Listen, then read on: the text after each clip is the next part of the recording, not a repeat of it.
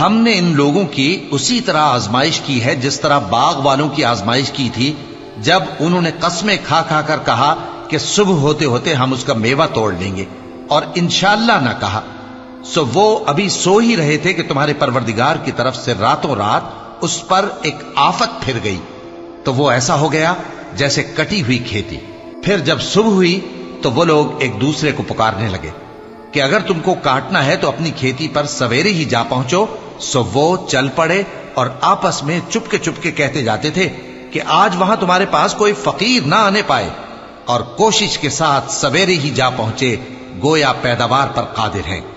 پھر جب انہوں نے باغ کو دیکھا تو ویران، کہنے لگے کہ ہم رستہ بھول گئے ہیں، نہیں بلکہ ہم بے نصیب ہو گئے۔ ایک جو ان میں سمجھدار تھا بولا، کیا میں نے تم سے نہیں کہا تھا کہ تم تسبیح کیوں نہیں کرتے؟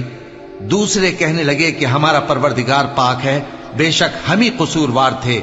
پھر لگے ایک دوسرے کی طرف رخ کر کے ملامت کرنے، کہنے لگے ہائے شامت، ہم ہی حد سے بڑھ گئے تھے، امید ہے کہ ہمارا پروردگار اس کے بدلے میں ہمیں اس سے بہتر باغ عنایت کرے۔